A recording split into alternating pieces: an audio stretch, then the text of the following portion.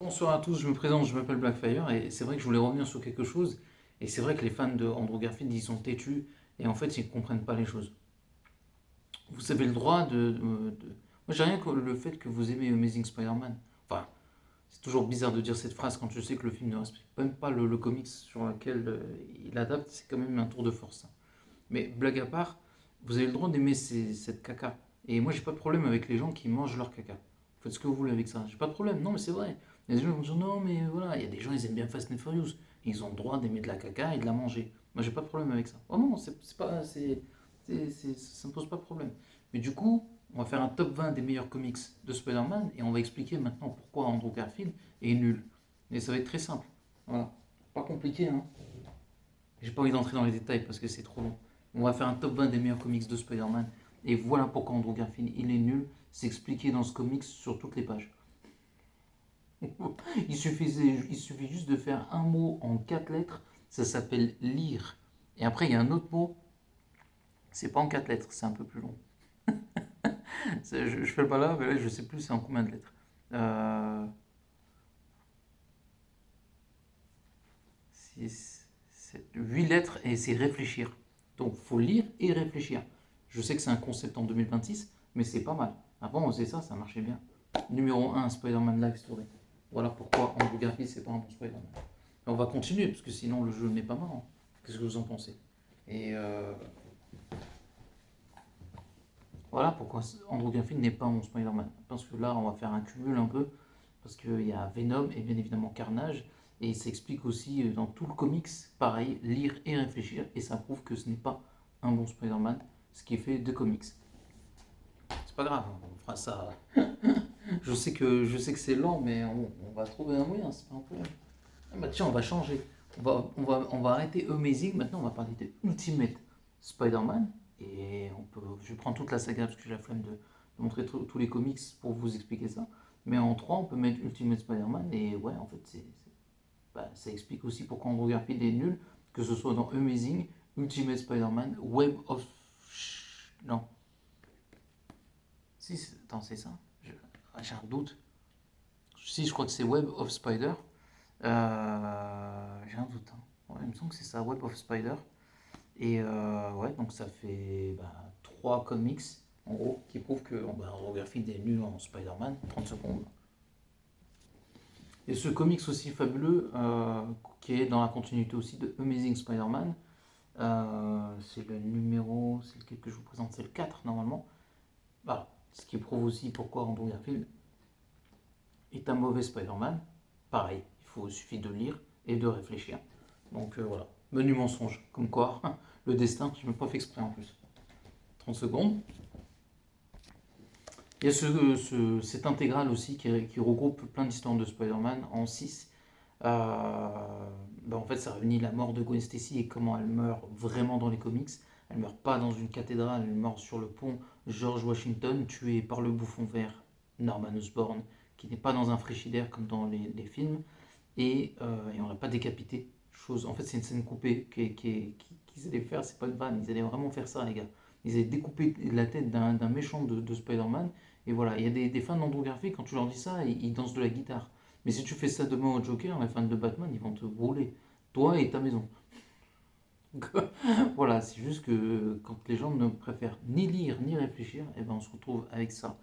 Donc voilà, ça c'est quelque chose à lire. La mort de Gwen Stacy, la fin du bouffon vert. Ouais, en vrai, il y a pas mal d'histoires cool. Man Wolf, Luke Cage. J'ai pas le temps de tout vous raconter. Donc on est, je sais plus, je crois au 7. Voilà. Le temps que j'emmène tout, vous allez voir la différence.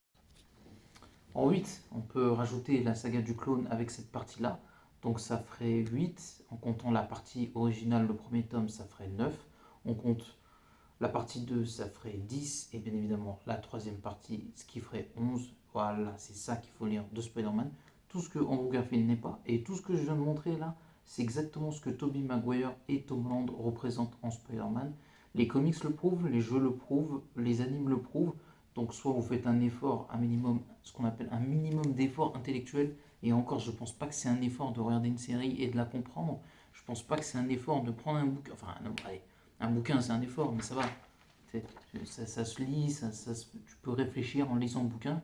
Et après, tu compares au film de Sam Raimi et bien évidemment de Tom Holland. Je rappelle que les films de Sam Raimi, c'est ce qui est le plus auto-référencé, c'est-à-dire c'est la saga qui a le plus de références avec les jeux vidéo, avec les séries animées, avec les films, même encore aujourd'hui.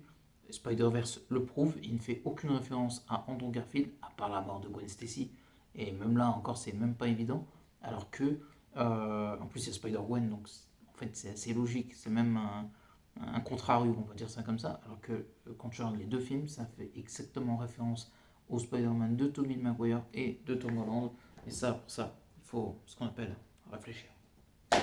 Et là, on est non, attendez, j'avais dit 8, 9, 10, 11. Allez, on va ajouter une autre saga du clone qui s'appelle Clone Conspiracy, que je vous invite à voir, c'est une dinguerie. Donc on est dans un top 12 des meilleurs comics de Spider-Man. C'est pas fini parce qu'on va aller jusqu'à 20. A tout de suite. Alors tous ces comics ne sont pas dans l'ordre, mais on peut rajouter fin de ligne, Red Lines en anglais. Enfin, ça a été traduit fin de ligne, Red Lines, la ligne rouge, on s'est compris. Avec le Red Goblin. Ça représente tout ce qu'on pourrait voir dans un film de Sam Raimi avec Tobey Maguire ou Tom Holland, pas Andrew Garfield, parce que il faudrait qu'on retrouve la tête du bouffon vert. Et bon, voilà. Cette saga, en fait, elle a failli couler Spider-Man. Et je ne sais pas si les gens s'en rendent compte, mais cette saga a failli détruire Spider-Man pour de vrai. Ce sont des rapports officiels de Sony. Et en fait, on ne peut pas nier des rapports officiels internes de Sony. Tu vois. Parce que si moi je vous cache des choses et que mon ordinateur, bah, vous le piratez et il y a des choses confidentielles dessus, vous allez savoir ce que je pense de vous. Bah, Sony, c'est pareil. Sony s'est fait pirater. Et du coup, bah, par la Corée du Nord en plus, c'est pas une vanne. Et du coup, le FBI est intervenu, et ils ont bien fait d'intervenir, parce que ce qu'ils étaient en train de faire, c'était nul. Je pense que sincèrement, ça ne serait jamais été fait, parce que c'est tellement médiocre que voilà. Donc on était à 13 avec la conspiration du clone, on est à 14 avec euh, Red Lines, bah, bien évidemment 15 avec tout simplement un autre comics d'exception qui n'est autre que King Black, où Spider-Man et Venom font équipe pour affronter Knull, l'un des plus puissants. Et je vous offre un scoop dans les comics, Knull tue Thanos, donc il était aussi fort que lui, maintenant il est plus. Et je peux vous dire que le comeback de Knull sur Terre, ça promet, et que les Avengers, Spider-Man et Venom, ainsi que le Surfer et Sentry, auront du chemin à faire, parce que je rappelle que Knull a battu Sentry. Sentry, c'est un des Avengers les plus forts. Donc on était à 14, ouais c'est à 14, à 15 avec King in Black, et ce n'est pas terminé, et voilà, 30 secondes. Du coup on va continuer, forcément on va parler de J. Michael Straczynski, un excellent scénariste de Spider-Man, je maintiens, je persiste, et je le dis, quand j'ai dit j'ai lu 1000 comics de Spider-Man, je les ai lus, donc je connais l'ADN du personnage. Après vous allez dire ouais mais nan, j'ai vu tous les films, j'ai vu toutes les séries animées, donc je connais l'ADN du personnage, je peux vous confirmer à 200%, 2000%, 1 million de pourcents, Andrew Garfield n'est ni Peter Parker ni Spider-Man. Andrew Garfield n'a jamais galéré dans sa vie, du moins dans son Peter Parker, c'est impossible qu'il ait galéré. Moi, les mecs comme ça que j'ai vus dans la vraie vie, ils ne galèrent pas. Voilà, on sait tous, on connaît tous des mecs comme Andrew Garfield. Je n'ai jamais. Si un mec comme Andrew Garfield il galère, bah c'est pas nous alors. Parce que si lui il galère, alors qu'il est blanc, il fait à peu près 1m80, bah il y a un problème. En gros, il y a un problème. Non, mais vraiment, il y a vraiment un problème. Il faut que les gens se posent des questions. Et c'est bien de réfléchir un peu. Et pour ça, il faut faire ce qu'on appelle lire et réfléchir. Donc voilà pour le tome. Ouais, on est au 16e normalement. Et voilà. Je pourrais en rajouter un parce qu'il y a le combat avec Morlom. Je ne vais pas vous le montrer parce que voilà. Donc ça fait 17. Avec Chartra aussi, excellent. Donc ça fait 18. Il ne me reste plus que deux tomes pour terminer mon classement de top 20 des meilleurs comics de Spider-Man. Donc à tout de suite. Du coup, on va continuer, et forcément, pour ma part, 19e place, c'est pas facile. Hein. 19e place, bah, Spider-Man No More. Non, c'est dans celui-ci, non, c'est même pas dans celui-ci. Euh, je voulais rendre un bel hommage à notre ami Stanley et Steve Dicto, et voilà, qui représentent ce que vous avez vu, bah, bien évidemment, dans le Spider-Man de Homecoming. Euh, voilà. Ah, ça, c'est Spider-Man. Ça, c'est ce que vous voyez dans Spider-Man Homecoming.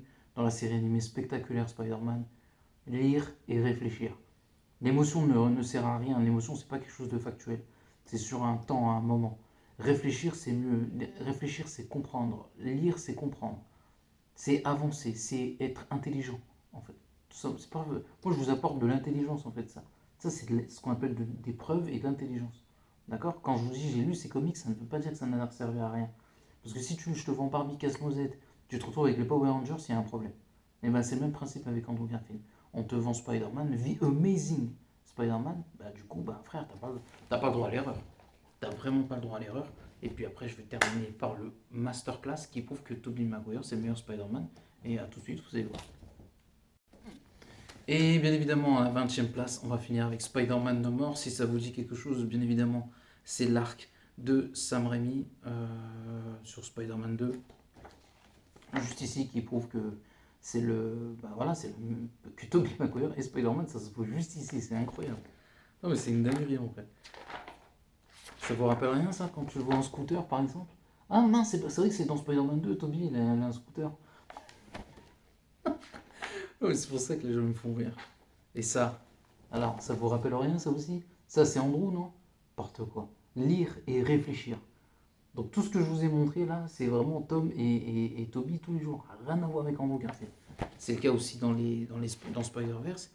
Et voilà, et on va terminer sur une chose qui va être marquant. Chose que, bien évidemment, vous allez revoir dans le film. Et cette scène, ça vous rappelle rien quand il récupère le costume et il va attaquer Octopus? Voilà, tout est dit. Donc, juste la prochaine fois quand vous voulez défier quelqu'un, ne défiez jamais quelqu'un qui est 1000 fois plus fort que vous. Je n'attaquerai jamais un astrophysicien, parce que c'est pas mon domaine, et il va me tuer. J'attaquerai jamais un prof de maths et un gars qui a un master en mathématiques, je ne parle pas, parce qu'il est trop fort pour moi. Donc quand vous parlez, maîtrisez vos paroles, réfléchissez, lisez, c'est important.